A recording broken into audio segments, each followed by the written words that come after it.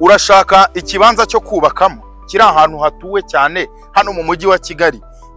Nkuzaniye amakuru meza.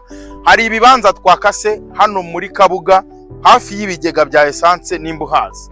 Niho twakase site irimo ibibanza turi kugurisha ku giciro cyiza kuri miliyoni 18 zonyine. Turaguha ikibanza gifite icyangombwa uhita ukorerwa mitasi yako kanya. Ni ibibanza biri ahantu hatuwe, urabona ko ari quartier irimo amazu izengurutswe n'amazu hose. Ibibanza byacu birakase neza, borone zirateye, imihanda irimo, biri ahantu hari umuriro n'amazi. Nimba ukeneye ikibanza wahita wubakamo hano mu mujyi wa Kigali, mu karere ka Gasabo, umurenge wa Rusororo, hani Kabuga neza hafi ya Centre.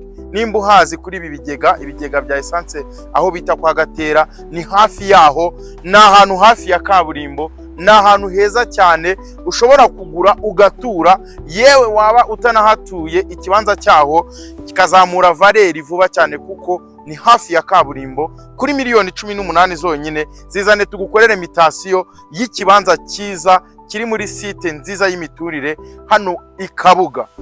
Uvuye nk'Ikabuga muri Centre, akamoto ni 500 gusa. Urumva ko ari ibintu byiza cyane, ni hafi cyane. Tuvugishe tukugeze kuri iyi site nziza.